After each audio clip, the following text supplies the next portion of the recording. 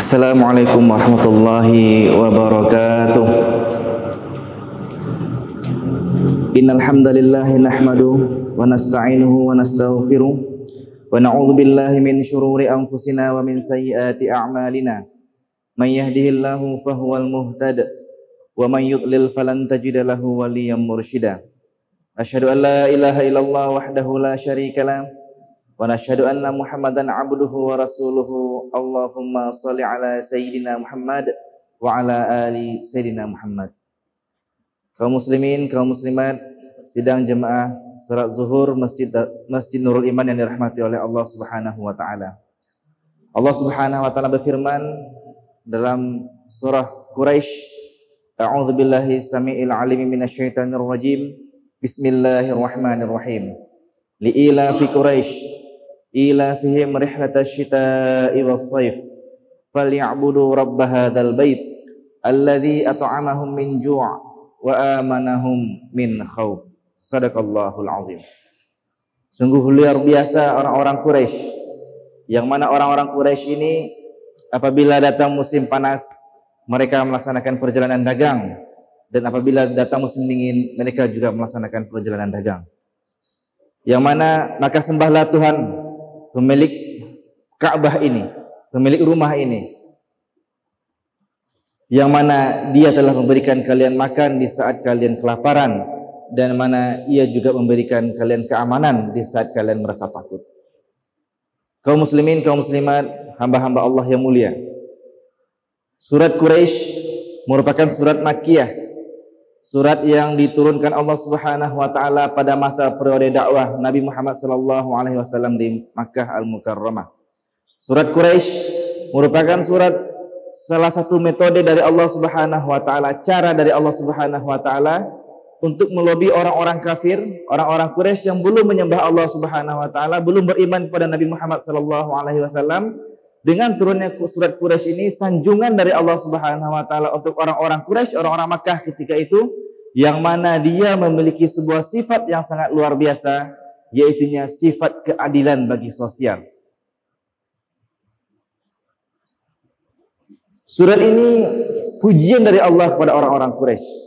Walaupun mereka jahiliyah, mereka tidak beriman kepada Allah dan Rasulnya, tetapi ada satu sifat positif yang dimiliki orang-orang Quraisy, yaitunya mereka memiliki sifat keadilan setara di antara masyarakat mereka.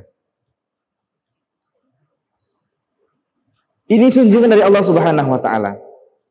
Karena kaum muslimin, kaum muslimat, hamba-hamba Allah yang mulia, dahulu sebelum Nabi Muhammad sallallahu alaihi wasallam diutus ke muka bumi ini, ada sebuah kebiasaan buruk orang-orang Mekah ketika itu. Yaitunya mereka punya tradisi buruk. Apabila telah datang musim paceklik, musim kemarau, musim susah dalam berkebun, susah dalam berdagang, mereka masing-masing kepala keluarga mengajak anak dan istri-istri mereka untuk tinggal di tengah padang pasir, menetap di sebuah kemah di sana, dan mereka siap mati bersama-sama bunuh diri di tengah padang pasir. Itu kebiasaan buruk orang-orang Quraisy dahulu sebelum Nabi Muhammad SAW diutus oleh Allah Subhanahu wa taala ke muka bumi ini. Nah, kaum muslimin, hamba-hamba Allah yang mulia, kemudian Allah takdirkan lahir seorang pemimpin yang adil di sana. Pemimpin yang adil tersebut mengeluarkan peraturan, mengeluarkan undang-undang yang mana apabila telah datang musim panas, orang-orang Mekah yang berkemampuan disuruh berdagang ke daerah utara, ke daerah Syam, Palestina, Yordania pada saat sekarang ini. Dan apabila datang musim dingin, mereka disuruh oleh ketua ataupun pemimpin Mekah ketika itu untuk berdagang ke daerah selatan, ke daerah Yaman. Yang mana dari setiap keuntungan mereka itu, dikeluarkan sekian persen untuk membantu usaha orang-orang ataupun rakyat-rakyat miskin. Yang mana dengan itu mampu menyelamatkan orang-orang miskin dari tradisi buruk, yaitu sama-sama bunuh diri di tengah padang pasir. Dan ternyata kaum muslimin, kaum muslimat, hamba-hamba Allah yang mulia, dengan peraturan yang dilahirkan oleh pemimpin yang adil tersebut, maka tradisi buruk tersebut sudah hilang. Tak ada lagi yang mengamalkan tradisi tersebut karena yang miskin terbantu dengan orang-orang yang kaya. Itulah pujian dari Allah Subhanahu wa taala. Dan pemimpin itu adalah kakeknya Nabi Muhammad sallallahu alaihi wasallam yang bernama Hashim. Muhammad bin Abdullah bin Abdul Muttalib bin Hashim. Makanya Nabi Muhammad sallallahu alaihi wasallam berasal dari suku Bani Hashim, suku Quraisy. Dan inilah kaum muslimin hamba-hamba Allah yang mulia. Di saat kepemimpinan itu diberikan kepada orang pemimpin-pemimpin yang adil, di saat itu pula keberkahan, rahmat dari Allah Subhanahu wa taala untuk seluruh negeri yang dipimpinnya. Makanya kita selalu berdoa kepada Allah Subhanahu wa taala agar negeri ini dilahirkan dengan pemimpin-pemimpin yang adil. Pemimpin yang adil tidak mesti menjadi wali kota. Pemimpin yang adil tidak mesti menjadi presiden, tidak mesti menjadi gubernur, tidak mesti menjadi menteri. Tetapi pemimpin-pemimpin yang adil dimulai dari diri kita masing-masing. Apa yang dimaksud dengan adil tersebut adalah kita mampu meletakkan sesuatu pada tempatnya. Itulah yang namanya adil. Rasulullah SAW bersabda, "Kullukum ra'in wa kullukum mas'ulun an ra'iyatihi." Setiap kalian adalah bertanggung jawab. Setiap kalian adalah pemimpin. Dan setiap kalian dipertanggungjawabkan terhadap apa yang kalian pimpin. Kita sebagai laki-laki menjadi pemimpin bagi keluarga kita, menjadi pemimpin dari anggota tubuh kita, menjadi pemimpin dari amanah yang kita emban di tempat kerja kita, di tempat sosial kita, terutama kita menjadi pemimpin di antara keluarga-keluarga kita. Maka apabila kita bisa meletakkan sesuatu pada tempatnya, di saat kita sebagai pegawai bekerja dengan maksimal, profesional, dengan mengharapkan ridha Allah Subhanahu wa taala, itulah adil namanya. Di saat kita menjadi kepala keluarga, mampu membimbing anak dan istri kita untuk menuju kedekatan kita kepada Allah Subhanahu wa taala, di sana adil namanya.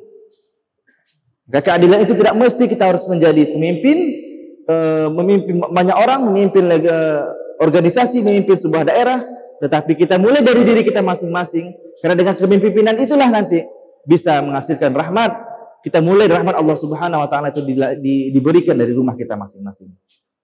Dan Rasulullah sallallahu alaihi wasallam bersabda, kaum muslimin hamba-hamba Allah yang mulia, sab'atun yuzilluhumullahu fi zillihi yauma la zilla illa zilluh.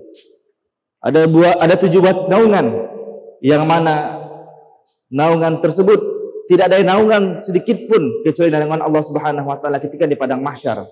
Yang pertama adalah imamun adil, pemimpin yang adil. Oleh karena itu kaum muslimin, kaum muslimat, hamba-hamba Allah yang mulia, kita imani, kita yakini bahwasanya Allah Subhanahu wa taala sangat menyanjung sekali sebuah sifat keadilan. Pemimpin-pemimpin yang adil.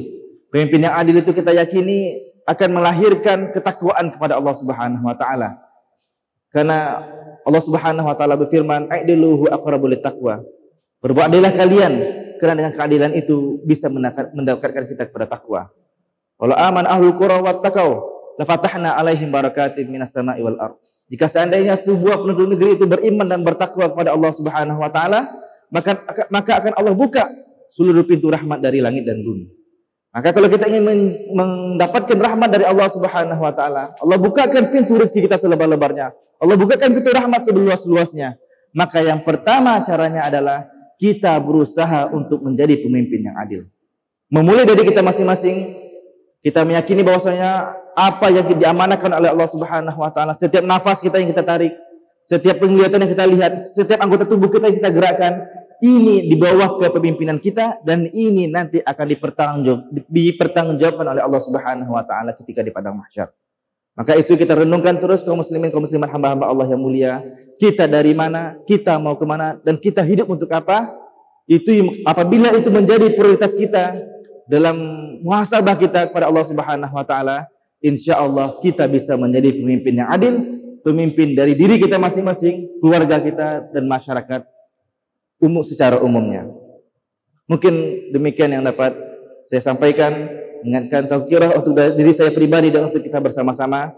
Semoga kita bisa adil terhadap apa yang kita pertanggungjawabkan di hadapan Allah Subhanahu wa taala. Barakallahu li wa lakum wa nafa'ani wa iyyakum bima fihi minal ayati wa dzikril hakim. Wa taqabbalallahu minna wa minkum tilawatahu innahu huwas samiul basir. Wa billahi taufiq wal hidayah. Wassalamualaikum warahmatullahi wabarakatuh.